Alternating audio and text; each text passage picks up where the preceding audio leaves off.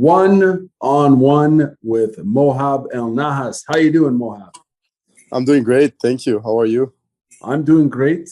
Welcome. I'm looking forward to this interview here. I have a lot of questions to ask you. First and foremost, of course, congratulations on winning gold at the Prague European Open in the under 81 kilo division.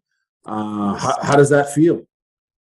It really feels amazing because it was a hard decision. I wasn't sure if I can make that weight because I used to fight 90 the past 4 or 5 years even.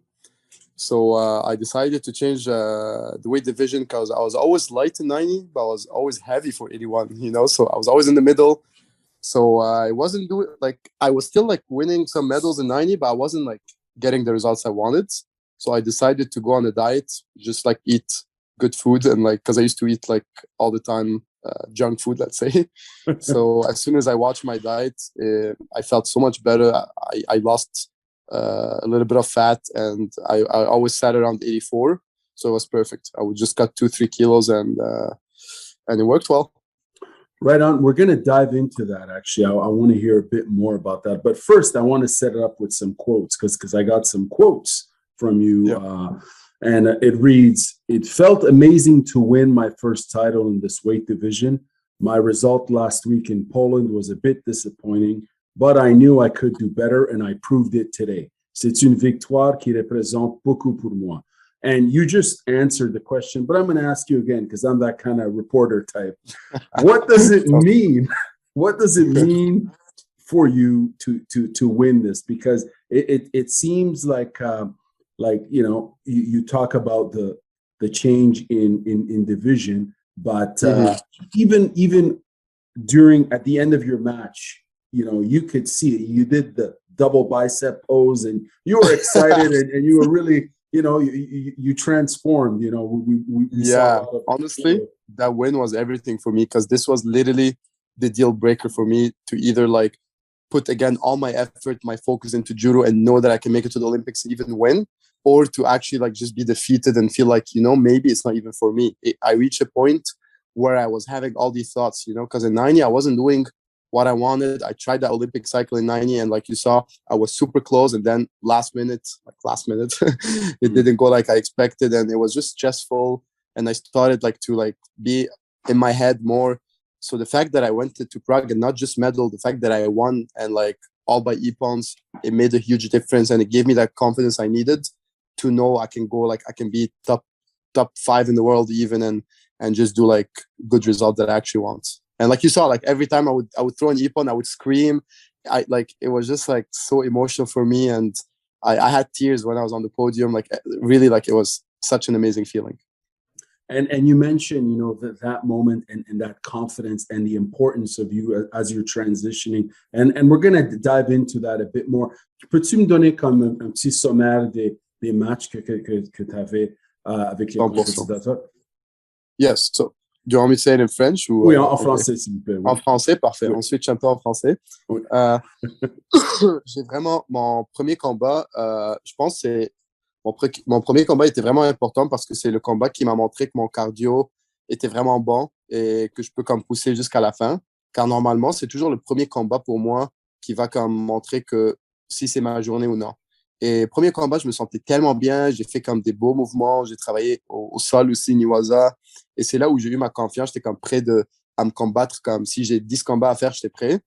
Deuxième combat, je prends un autre Italien, lui était vraiment rapide, il était beaucoup plus petit que moi, mais il était rapide et dangereux. C'est la seule personne qui a scoré sur moi, et là j'ai eu peur, j'allais perdre, mais j'ai ouvert le turbo et j'ai réussi à gagner. Et lui, c'était un combat vraiment important aussi mentalement, car après ça, je me battais contre le champion du monde, Loïc Pietri, le français. Lui, c'était Mais lui, par contre, le combat, je pense que c'était un des combats que j'ai dominé le plus, malgré que c'est un des champions du monde au passé. J'ai pas eu vraiment trop de difficultés avec lui. Mon style marchait très bien contre lui. J'avais de plus en plus de confiance. Je savais que j'allais gagner ce combat. Et là, dès que j'ai gagné ce combat, c'est là où mon mental a changé. J'étais OK, là, sa médaille d'or est pour moi. Là. Wow. Et c'est ça. Après Loïc, il y avait le Uzbek au quart de finale. Lui était vraiment physique. Au début, il prenait mes manches, genre je voulais pas trop penser, car moi, ça m'arrive quand je panique au début, je commence à prendre des gros risques et je perds. Alors là, j'étais comme, tu sais quoi, on prend notre temps, je continue avec la même game plan. Et là, lui, il a fait l'erreur. Et là, il tombe, il pend. J'étais comme, ouf, merci Dieu. Et là, je prends en semi-finale le Portugais. Lui, mon style était vraiment bien aussi. Je me sentais pas en danger. Je l'ai même pris en Iwaza à première minute. J'ai presque scoré Wazari. Et après ça, je clinch avec lui. Je fais un gros hippan. Lui, c'était un combat que je menais à 100%, je trouve. Et en finale, j'avais mon coéquipier Étienne. Je me sentais pas en danger non plus. Le combat marchait exactement de la façon que je voulais et j'ai pas eu de trouble en finale non plus. Now, it's just to go back to the match against the former champion there, Pietri.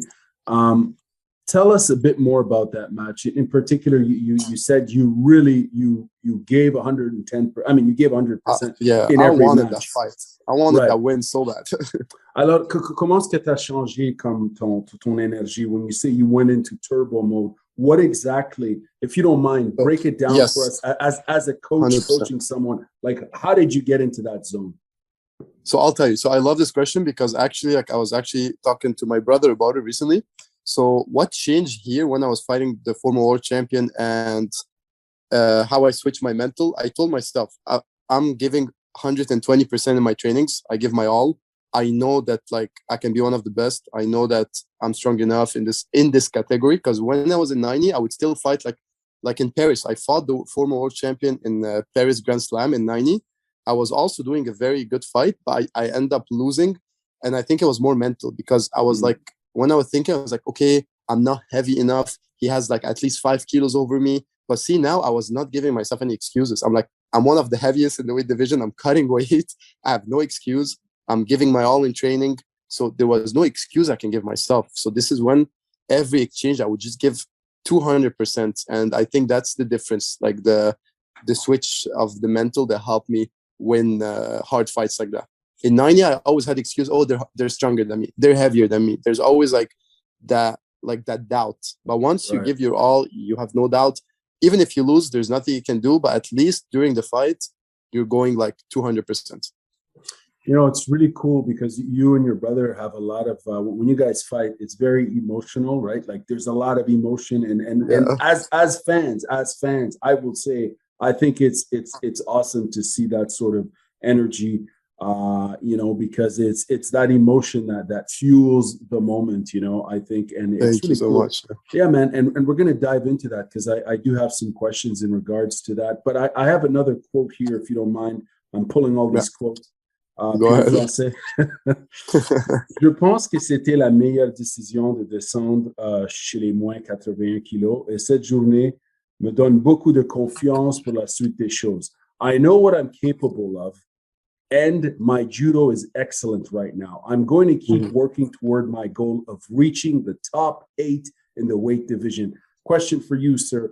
Now, you made the debut in this under 81 kilo division recently, just last month at the Warsaw European Open. I'd like to know, like, first off, the 81 kilo division, as you know, is always super stacked with competitors. I believe it tends to have the highest volume of competitors, usually in any tournament, right? More or less, it seems to draw the highest volume, generally speaking here. Question for you is how did you go down one division, and has that, more importantly, has that transition in weight impacted your entire overall approach to fighting and competing in judo? Has it changed you as a practitioner and player? 100%, because it's funny because maybe a year ago I would not think weight division made a huge difference. I thought like the champion can win either in 81 or 90, but now I learned the hard way that it's not true, because now there's technique that actually works for me that didn't work in 90. 90 was more like, I feel like I had to use my power. I had to use more like I'm still using my power now, obviously, but I'm saying, like, let's say a move like Uchimara would not work in 90 because the guys are just too heavy. And let's say like I have skinny legs, it just wouldn't work. I would go for an Uchimara, they wouldn't move. Now in 81, like I move them, I do Uchimara, the guys actually get lifted in the air. I'm like, wow, okay, maybe because I'm actually fighting like my weight division. So like some judo techniques that are actually made like for judo are working, you know? So definitely changed my mental in a lot of stuff. And like, I can bring back my like beautiful judo that I had, like techniques. And even though I still clinched a lot, I did some wrestling moves like I used to do in 90.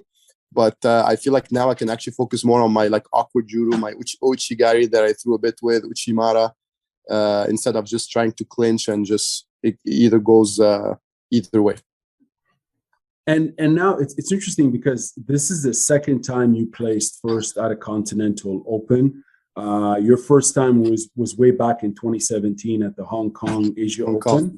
Yeah, yes. in the under 90 in the under 90 division. How does this winning gold in Prague recently differ than the gold in Hong Kong? Si tu peux répondre à la question en français avant, s'il vous plaît. Yeah, bien sûr.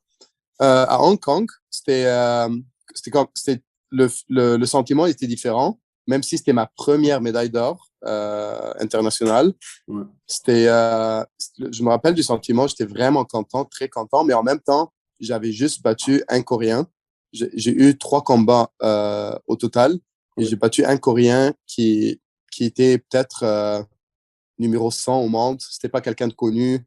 Alors, c'est pas comme si j'avais battu du monde très fort. Alors, c'était un très bon sentiment, mais c'était pas, comme on dit en anglais, overwhelming. C'était comme, oui, j'ai gagné, je suis content, mais rien de spécial. Mais à Prague, j'ai eu 6 combats. J'ai battu le former world champion, le français.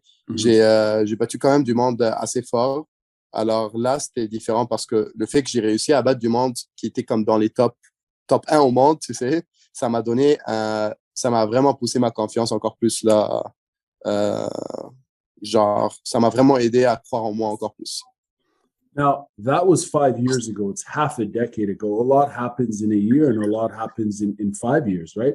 How have you changed overall in terms of, as a judo player and competitor, what's the major shift beyond the weight difference and, you know, competing in that division? How have you shifted? How are you evolved, generally speaking?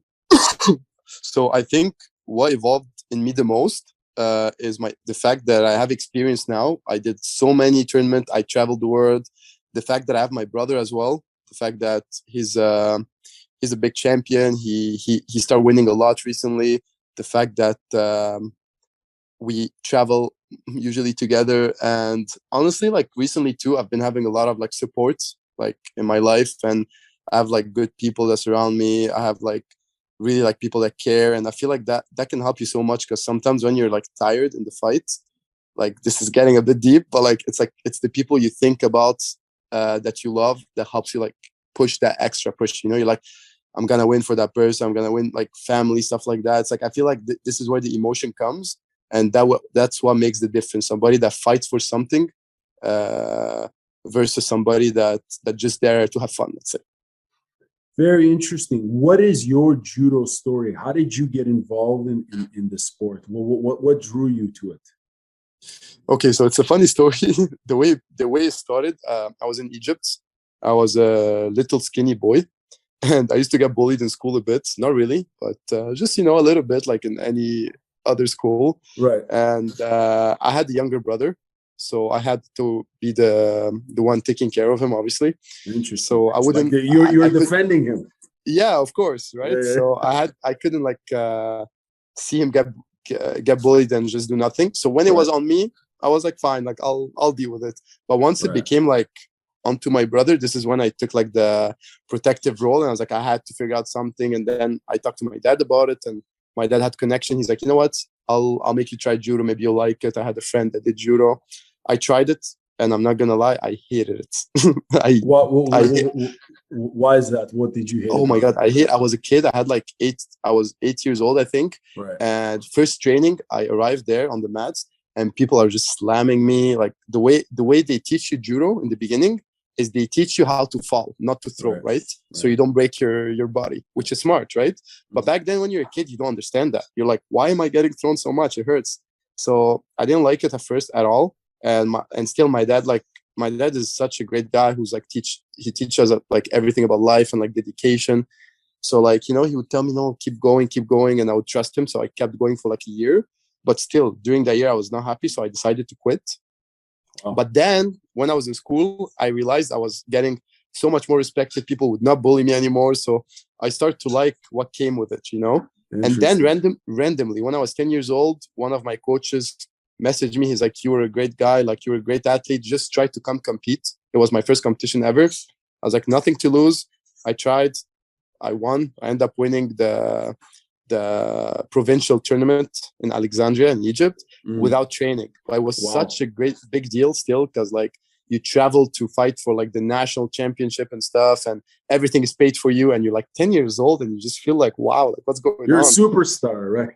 Yeah, exactly, right? So that's I think that was the beginning of me like loving the sport. I was like, wow, I can actually be good in it. I'm gonna focus into this. Really interesting. Can you, if you don't mind, give us and put in context, because a lot of North African countries are really strong in judo, and you obviously you're originally from Egypt, and you started training judo there. What's judo like in Egypt from what you recall and what you know now? How is judo? How popular is it in Egypt? So, like, how popular is it back then, or like you mean now? If you can give us both, that would be great. Yeah, you could kind of give us a summary of that sport there. Perfect. Yeah. So I feel like judo is getting more and more popular every year. The IGF is doing a great job. People are like, even my friends now, most of my friends knows about it. Before, I remember when I would talk about it, people would be like, judo, you mean jiu-jitsu, you mean wrestling? But now I think people are watching it more and more. Judo is getting more beautiful with the new rules, like the throws. And I just think it's doing great internationally. People are getting to know it more. Like when I was in Prague, I actually saw like publicity, like in the streets and stuff. So, like I think they're pushing it, and people are getting to like it more. And it's just an amazing sport, What if for people who are not familiar with the sport, how would you tell them about, like, let's say people who are familiar with grappling sports, generally speaking, but are not familiar necessarily with judo? How would you describe your style of fighting, your approach to judo? How are you as a judo player? So for me, I think what makes me special, let's say, as a fighter, is it's two things. Firstly, I think like it's my mentality and my heart during the fight. Like, I have this mentality that I would die in the fight instead of giving up. Like, even if the other person is stronger than me or better or whatever, I'm not gonna give up. Like, I'm here for a goal. I'm here for a job, and I'm gonna literally die to win. Like, I'm not gonna break my arm. Of course, like if the guys threw me, I'm not gonna like post and break my arm. But at the same time, if I'm dead, there's 5 minutes goal score, 10 minutes, 20. I'm not gonna like break. Like, I'm not gonna be the first to break. So I think it's a mentality. I'm aggressive. And also, I think because I'm one of the tallest in the division, I try not to use as much power and use more like my awkwardness. Like, I have very like awkward stance that people cannot attack from it, and only I can. And I think that I use that for my advantage, and it works well. Like with the French guy, like the former world champion, he was not able to do his Ippon Tsunagi because I would be the first to attack, and I would just like hold his sleeve and be like, give my awkward position with my body, and he just didn't know what to do. What's your routine? Because you seem, I get the feeling that you're a very passionate and intense person. We could see that with the emotions after a match. What's your routine before you step on and fight? What happens? What do you do to get in the zone? Yeah, I actually like changed my routine recently, because before I used to always think too much about my game plan. What am I gonna do against the guy if he's a righty or lefty? Now I don't do that anymore at all. I prepare myself obviously before the competition, like weeks before. But like the day of the competition, I try to shut down completely my thinking. An hour before the fights, I usually sit down by myself. I put some music on. I just completely relax. Sometimes I even fall asleep if I can. I'm just laying on the tatamis, like next to the competition. I just relax. I talk to no one. I fix my breathing. I relax. And as soon as I know I'm about to fight in 5-10 minutes, this is when I get up. I don't like get myself exhausted. I don't like warm up super hard or anything. I'm just ready to like give it my all in the fight. I get ready. I try not to think about anything I'll do in the fight. And the moment we say Hajime on the mats, this is when I start to like let my intuition fight for me, That way I can always be ready to do whatever move that I feel like. instead of planning, I'm going to go for Sorogari, and then the guy switched to lefty, and I'm like, oh my God, what am I going to do? I just let it be. And I think that's what Shadi taught me, my brother. And it works well. Now, it's funny you mentioned your brother. I was just going to ask you, previously I've interviewed him, and I think I've read or heard in other interviews as well that he says that you played, a very influential role, obviously, in his judo development. Even I think I recall him saying that he used to call you before his matches or something like that, just to strategize or get advice, this and the other. So it's interesting because you guys are obviously siblings. You're in a competitive sport, particularly the same one at the highest level of competition, that is international competition. That can create many opportunities, I would imagine, as well as maybe challenges. However, it appears that you guys have a very positive, relationship, and a supportive one. So my first question for you is, what's it like having a sibling compete in the same sport at this level? It can be better, because it makes you feel good. It makes you feel safe. You always have somebody that supports you, that understands what's going on with your sport. It's completely different when somebody is doing exactly the same sport and is pretty much living the exact same life. It's an extra support that just hard to even explain. It's amazing. It's a great feeling. How has judo shaped your sibling relationship? And if you can answer in French. Because, oui. Je pense que le fait que moi et mon frère on fait judo, c'est la raison qui nous a vraiment rapprochés comme frères. Et je pense à cause de ce sport, on est devenus tellement proches qu'on fait tout ensemble. Et je pense que c'est la meilleure chose qu'on a faite là, qu'on a fait du judo. Alors, est-ce que, when you're watching him fight, est-ce que tu es nerveux? Are you excited? Les émotions peux-tu nous Quand je regarde mon frère se battre, je suis plus anxieux que quand moi je me bats. Quand je regarde mon frère se battre, je veux tellement qu'il gagne, c'est pour ça. Mais j'ai confiance en lui, je sais qu'il est vraiment bon et tout. Mais c'est comme si, quand toi tu te bats, tu as plus de contrôle. Mais quand tu vois quelqu'un qui t'aime, genre comme ton frère qui se bat, tu es tout le temps stressé. Moi, ça me stresse. Ça me stresse vraiment. Mais j'essaye de pas trop penser non plus et dire, même si, disons, il perd, c'est pas grave, il va gagner l'autre tournoi, mais j'essaye toujours de lui donner all the advice I have. Genre, j'essaie vraiment de rester à ses côtés, et jusqu'à date, il fait bien là. Now, Mohab, when you speak about like giving advice, obviously you're the eldest brother. He's the little brother. How, like, you know how it is with siblings. Sometimes people aren't as receptive, right? Is he always receptive to your advice, or is he kind of 100%? Like, he's an amazing guy. He always, even when he loses, even when he's mad, he's very receptive. See, I'm the opposite. When I like lose, or if I'm emotional, I'm not always receptive. Like, I wouldn't listen to him, even if he tells me. I would just I would listen, but it wouldn't stay in my mind, But for him, even like, he has that emotional control, which is surprising. It's funny you mentioned this, because I recall, I think it was the Elite Nationals a few years ago or something like that at the La Tohu in Montreal. Do you remember that venue? Of course. I remember I was waiting. How like it's a circular like building. Yeah. It's a very, very cool venue for combat sports and judo, obviously, I find, in my opinion. And I remember I was standing there waiting for someone to come and be interviewed. And I saw you walking by, right? And I remember looking at you, and I was gonna say something, like I was gonna say, "Hey, man, hey, how you doing? I'd like to interview." But I remember looking at you, and I could tell, like, you had been, I believe you had just lost the match. And I got fifth, yeah. Right. Yes, of course. But I just remember there's this intensity there, and I was like, oh, I better not ask this. You know what I'm saying? I better just, because sometimes real quick, one of the challenges when you do interviews is you kind of have to be careful. You need to give people their space, right? Absolutely. And you only want to approach them when they want to speak. But I remember thinking, like, I was like, man, I want to interview this guy, but I'm like, you know what? I need to give him space. And it's interesting because you talk about that intensity after a match. how important is it for you? Like, what do you do after a match in terms of reflecting on your win or Yeah. loss?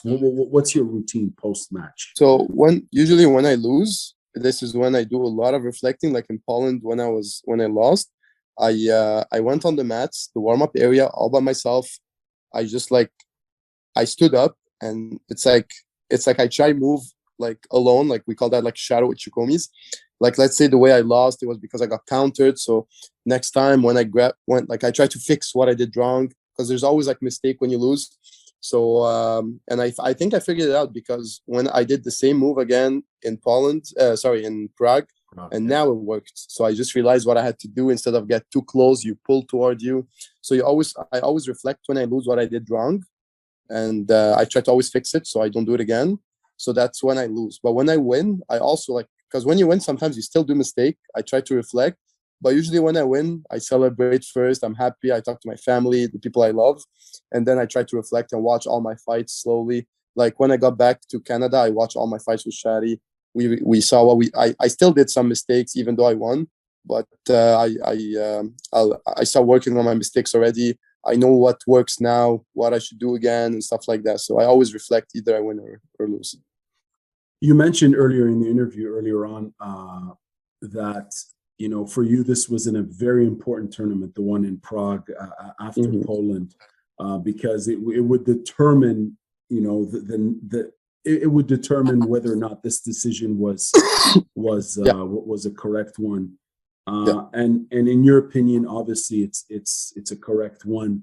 How much stress do you put on yourself now that you're and you cut down, I think you said to 84 kilo, right? Are you generally, as far as nutrition and whatnot, are you comfortable at this new weight? Do you still feel as strong, or do you feel like you're in a new body? Honestly, I feel at my best. I feel like I still I kept all my power from 90, but I shred down. Like I feel like better. I feel like I have abs now. I feel even like when I'm fighting cardio wise, I feel healthier. It's not like completely a new body, because in 90 I still felt good. It's just I wasn't as strong. But now I feel like I have that power over the guys in 81. Like I feel stronger than them physically. And I feel bigger too. Like I feel like I'm tall, maybe not like as wide, because most, like let's say the French guy was huge, like really wide. But I like the fact that I'm taller, because my judo, like I use a lot of my height when I do my moves. So height and awkwardness more than power, I feel. So I think I think I'm really happy in that weight division, and I just feel my best right now. Right on. I want to go back to a video that was released a couple of years ago. As you might recall, it was this feature. It was a really, really excellent video called "The Bond." Do you remember that one? It features I do, yeah. Ken Fukushima, yourself, of course, yeah, and your brother. And the first thing we hear Ken Fukushima say is, and I quote, "Hey Mohab, remember when you used to be able to throw Shadi?" And now the question, I tell you, it's a great video. Question for you, sir, now is, as a competitor, what is Shadi ElNahas's greatest, when we speak of your brother, what's his greatest asset? What makes him such a relentless, reliable, and hella competitor on the mat? What makes him tick? I think Shadi, what makes him different, honestly, is his mentality. Like he is so confident, and he just doesn't let anything bothers him. Like he's still human. A lot of stuff bothers him, but when it comes to his competition and his fighting, he truly believes he's the best. He truly believes he can win like the Olympics and all. And he do really believes it. He doesn't just like lie to himself or anybody. And he does believe that before anybody else believes in him. And even I always believed in him. He's still like the first time he won big, like in Tokyo, I knew that he can do it, but he was still light in 100. He just moved up, and like even all Judo Canada had doubts in him. He was still a junior. They're like, you know what, we're gonna make him travel just to experience, not to win. But he told me before he leaves, he's like, I'm gonna medal, and I'm like, I know you can. So it's this mentality that he doesn't lie to himself. He knows he can do it. He trains hard. So I think everybody trains hard, but I think what makes him different is his mentality. Do you guys do any additional training, like in terms of?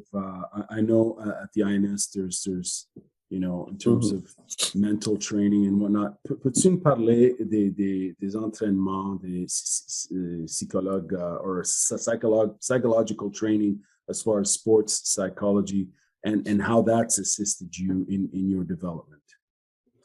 Pour être honnête, je pense que la psychologie du sport est un aspect genre, c'est tellement important dans le sport, surtout le judo. Je trouve que la façon que moi et mon frère, on travaille sur ça, plutôt c'est on travaille ça personnellement. On écoute beaucoup de vidéos sur YouTube, on se parle entre nous. Je trouve aussi ce qui nous aide, c'est qu'on reflète beaucoup sur notre propre personne. On fait des travaux philosophiques, on essaye de trop comprendre comment, genre, nos émotions dans les combats et tout. Et je pense que le fait que tu travailles sur ça, ça aide beaucoup dans les combats. Je pense que c'est très important et tout le monde devrait faire ça. Je pense que Shadi avait parlé un peu aussi avec un sport psychologist et ça aide. Pour moi, j'ai pas vraiment fait ça et j'ai fait plus le travail seul. Interesting. So you're doing more independent work. Yes. May I ask why independent? Do you have your own approach? I feel like when I do it independently, I can go deep into aspects that I can help like myself more, because I feel like if I talk to a sports psychologist, it's more wide than focused. Like that's just how I felt like it. But I really like also talking to obviously a sports psychologist. It helps. But for me, the main thing is my personal growth when I do it on my own, because everybody needs to have alone time to work on themselves and like be okay with like all what goes in their head during the fight. And also, yeah. Absolutely. No, absolutely. That's really interesting. Would you, do you, as far as coaching others, have you coached others beyond, like, say, giving advice to your brother? Have you coached others on the team or given advice in terms of, being present in this and so on and so forth? Absolutely. I always talk to like my teammates about this. I try to always like be there for them too. But I feel like mostly it's me and my brother. It's a me and my brother thing. But I try to open up about it with my teammates as well. Because I remember I spoke to Arthur, and he said that you're very kind of, you're an original. You're very you're a creative spirit of sorts. I'm paraphrasing. So that's really cool. Now I just want to go back to that question that statement or that question that Ken asks when he says, like, are you able to throw, or do you remember when you used to be able to throw Shadi? Are you able to throw your brother now in training? Have you Of course, I can throw my brother anytime I want. No, it's a joke. It's a joke. He's too. You said that with so much conviction that I believed you. So. I mean, he's in the next room, so I'm trying to be quiet about it. Fair enough. But see, that's the thing. Shadi is so humble to the point he never really like goes fully hard, I think, with me, because I feel like he can, like, obviously he's 100 kilo, right? I'm 81 now. He acts like he does, I think, but I don't think he goes hard. I truly believe so. How's the strength training going in terms of hitting the gym and lifting weights? How much is that part of your routine?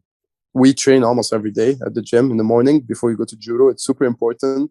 And now that I'm one of the biggest in 81, I think I need to maybe not train as much in the gym so I don't get big. But I think it's very important, especially now with the new rules. You need to be strong in judo. Alors, c'est chaque jour in the gym, like every day you're lifting?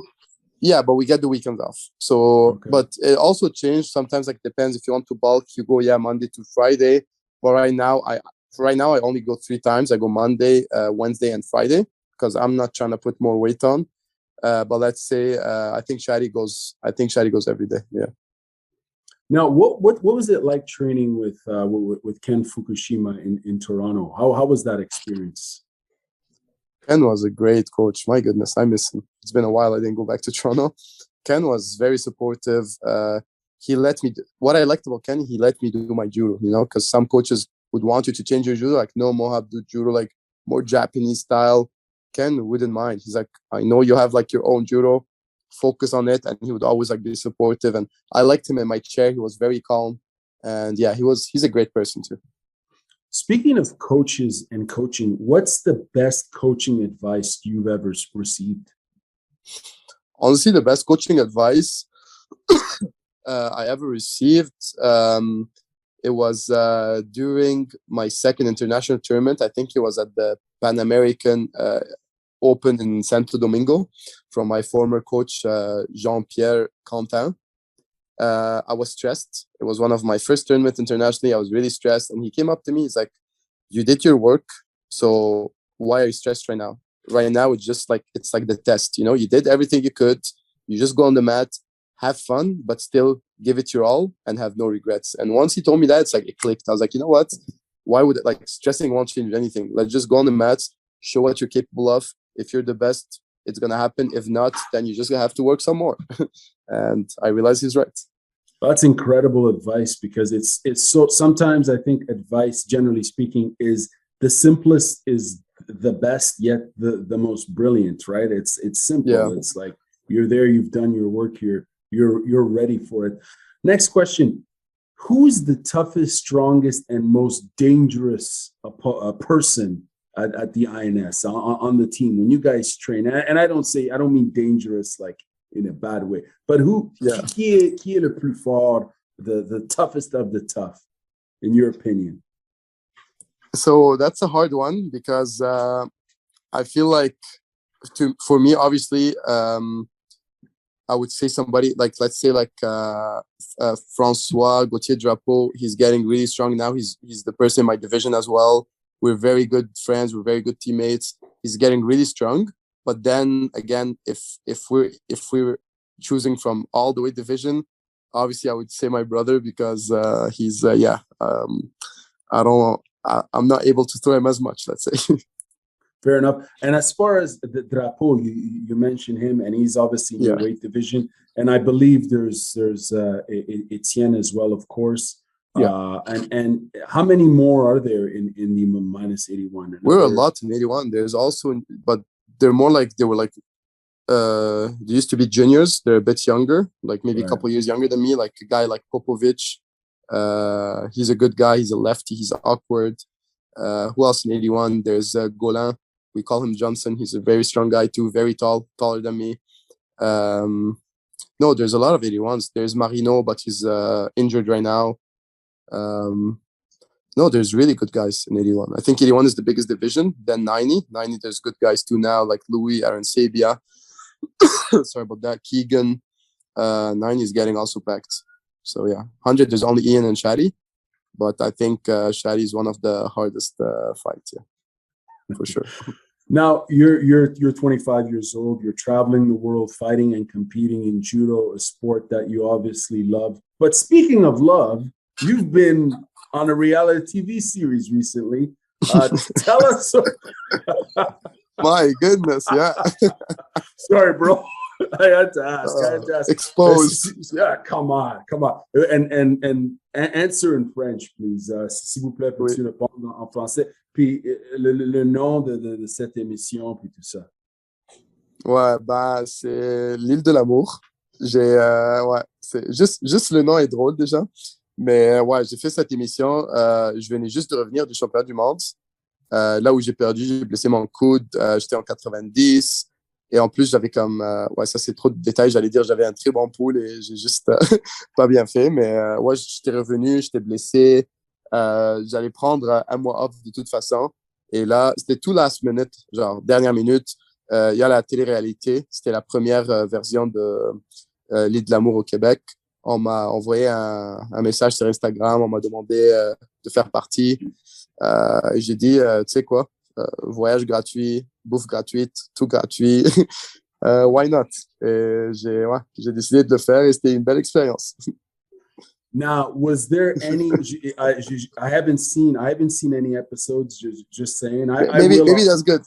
No, okay, fair enough. It was fun. It was fun. You should watch. Now, was there any situations where like the topic of judo and combat sports came on, and did you have to throw anybody or put them in arm? I had to show the boys who's the boss, so I showed them no way some judo.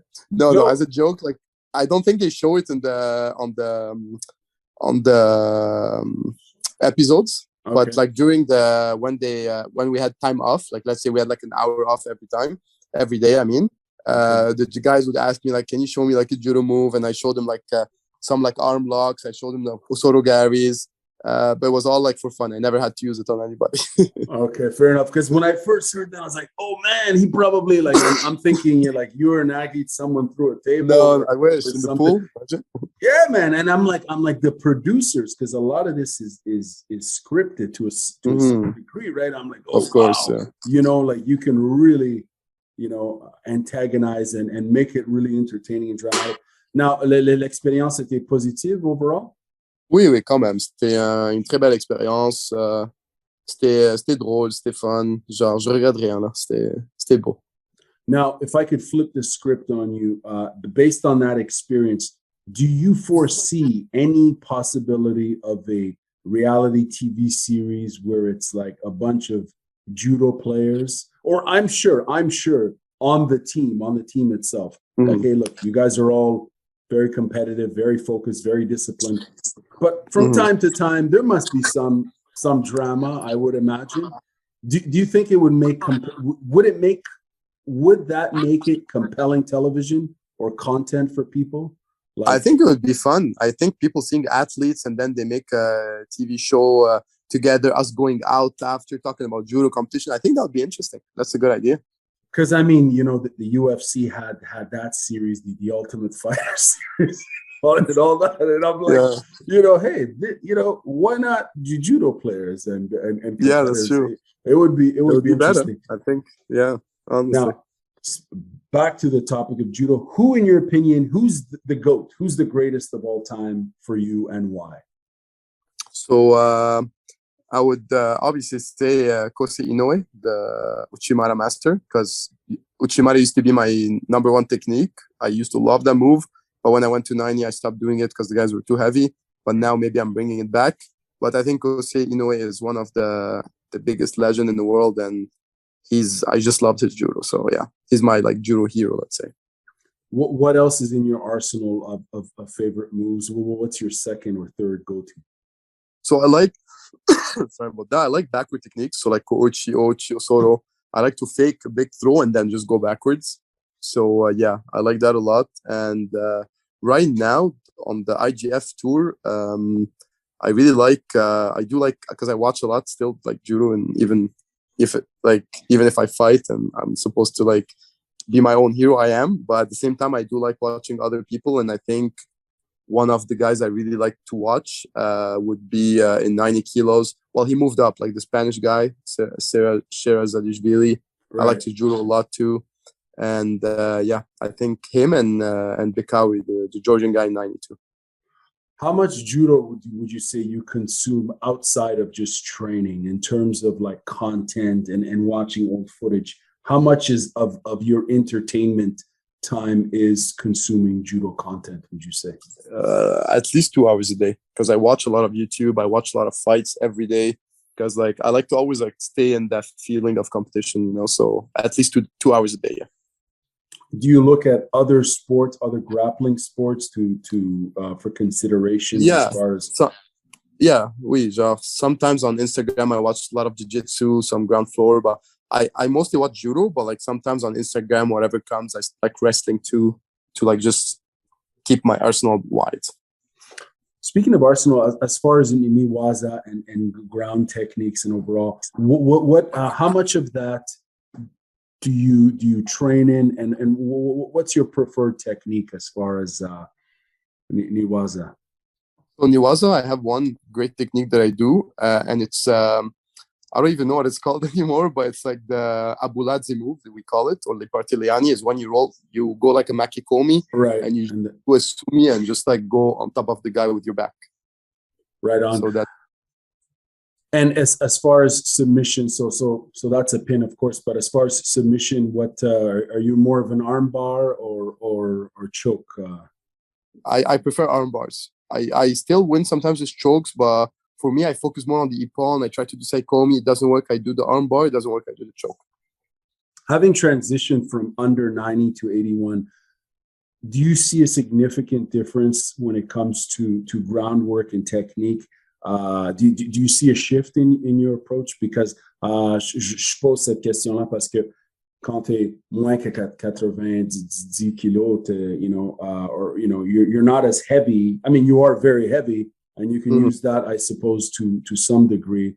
Whereas minus 81, I mean, there's not a big difference. There and there isn't. But how much of the weight shift has impacted your approach to pinning techniques and overall Niwaza? Like I thought it would work more because I've been working a lot on Niwaza recently. But in the competition, I feel like people don't allow me to do Niwaza now because they know I'm bigger. I can use that. So it's mostly like now it's like I'm focusing more on the gripping, like dominating them. Like I tried to do Niwaza in Prague, but not a single move worked. Now, when we like, there's a ton of competitors out there as fans, and we're not exposed necessarily to all of them, right? You know what I mean? In tournaments, there's so many different competitors from all over the world. Sometimes, unfortunately, there's underrated players that we don't see much. In your opinion, I'm asking this, I'm putting you on the spot, but in your opinion, who's the most underrated competitor right now in the circuit? In any division, male or female, who do you think is like in Judo Canada or in the world? In the world, who in your opinion? In the world, it would be me because I'm just starting to win. No, I'm joking. But, yeah, but no, honestly, that's a very good question. An underrated athlete that's gonna really like go far. Honestly, I think it's in Canada, like Keegan. Keegan, I think he has really good potential. Very strong guy, and he's gonna start winning a lot. I think in 90, he's just starting, and he's injured all the time. But this guy is a beast. How so? Yeah. Tell us a bit more about him. He's just way too. I think he has the record in Canada to bench press. I think 200 kilos or something like that. He's so physically strong. He has really good judo. He has nice seo inagis. He's a full package. He's just a bit too short, but like it works for the seonagi. When you're short, it's good. But I think it just like he didn't get lucky. He always fight the people like that. Because everybody has a kryptonite. Like let's say he's short. He doesn't like tall lefties, and let's say he always gets tall lefty first round. But I think if he gets a good pull, he can go far. Earlier on, you mentioned earlier on that you had a big goal for yourself. You wanted to reach the top 8 in this weight division. And I've asked you a little bit about the transition in weight in divisions, that is. I want to know, how are you going to achieve this goal? And how are you going to keep yourself motivated, focused, and inspired to achieve it? Because I respect that. It's an attainable goal. You're putting it out there to the universe. What's the plan, Mohab? C'est quoi le plan? So honestly, I'm planning on winning Grand Slams and Grand Prix. So now that I won the European Open, I can try to go on a Grand Prix or a Grand Slam and win less fights. I won 6 fights. So in a Grand Slam, it would be 4 fights, let's say. I'll do like focus fight for fight, win as much Grand Prix, Grand Slams as I can, or even medal. And I think slowly with the points, I can make it within a year in the top 8, hopefully. What is the best in terms? So for young judo competitors, who may be watching this and so on, what advice would you share with them in regards to their judo development? Because they also probably aspire to be where you are right now. Well, what sort of advice would you give them? Honestly, I would tell them patience. Patience is very important because a lot of people give up once they don't see results in the beginning. And I want to also say that some people will be champion and win internationally at 20, some other at 25, some other even at 28 or 29. So just don't give up. If you love the sport, keep going. And if you keep going, hard work always pays off. That's pretty much it. That's some solid advice. When is your next competition, Mohab? So I was planning on going to Turkey, but then I just injured my thumb in training. Oh, wow. So I did an X-ray actually today. So I decided to wait it out to see the result of the X-ray with my coaches and then decide after. But also the plan, maybe in 2 weeks, I wanted to go to the US, New York Open, like something fun like that, have some fights. But right now I'm on pause. I have to wait to get the X-ray for my thumb. But I really hope it's not that serious. And even some injuries can take 1 month to heal either way. So I'm just gonna wait it out, and I'll probably know like within the next week what's up. May I ask how that injury happened in training? Yeah, as soon as I got back, first randori I do with Alec, a young guy. My thumb got stuck in his gi, and he was doing a makikomi, so it just completely twisted, and yeah. And I thought it got dislocated to the point where, yeah. So sorry, your thumb is dislocated? So it got stuck in the gi, Okay. and yeah, so I felt like it got dislocated. I'm in pain right now. Like wow. I can, like, it's the other hand is the right hand. I can do this, and it's a bit swollen. But yeah, Okay. we'll see. I did an X-ray today, and should be fine. Right on. Well, I hope that it goes all well in your recovery. Now, as far as training at the INS, what is the vibe like and the culture like at the INS for you guys? The vibe is really good. It's friendly. We train all together. It sucked a bit with COVID because we had different groups, but it's a chill vibe. I like training there. Now with COVID, slowly, things are being lifted, right? As far as the restrictions all across the country. How do you think that's going to impact the judo community, particularly at the INS? And so much better. We're going to be back training all together, and we're all going to be more happy. Finally, we're all going to fight against each other. It's going to be positive, I think. How do you think it impacted, the lockdowns? How do you think it impacted, you guys as competitors? Because a lot of people quit. A lot of people quit. A lot of my friends quit. We were a way bigger team. Some people quit because of COVID. We had to restrict the groups, and if you're not here 5 times a week at least, then you can't come at all because they didn't want to take risks. So it definitely sucked. Definitely a negative, the lockdown. Right, and no doubt. And I know that in some parts of the world, I interviewed, I think, some parts of the world were still training, and it was still business as usual during the pandemic. And it's just bizarre how things roll out. I have just a few more questions for you, Mohab. I'm wondering, as someone who's been in judo, you've been playing the sport since you were 8 or 10. Almost 8, yeah. Almost 8, right? How important is judo for you, and how much longer do you see yourself actively involved as a competitor? So judo is super important to me. It's been my life. Like literally every day I think of it. It's the only constant thing in my life, let's say. And I see myself always watching judo, even when I'm done after 30, 35, who knows? I want to stay in it as much as I can. I even start thinking maybe I'll coach on the side as well. I love the sport. It's going to be always part of me, even when I'm done. So I don't even want to think about it right now. It stresses me when I think, one day I'm not going to be competing anymore. But this sport is part of my life, and I have the scars to prove it. I'll always remember it. My ears, my broken bones, I love this sport, and it shaped me to be the person I am today. Right on. And who's your biggest inspiration, as far as judo and competing? Because you mentioned, you're always thinking about the people that are important to you in your life. Who's your biggest inspiration? So my biggest inspiration that I think of during a fight or to win and to motivate me, I actually it's a couple people, so it's more like family. But number one, obviously, is my dad. My dad's been always there for me. I'm the closest to him, and he's just an amazing guy. He's one of the reasons how I was able to keep competing, even if I was losing a bit in 90. And he helped me financially more than you can imagine. And without him, I definitely would have not been where I am here. And obviously, my brother, huge deal.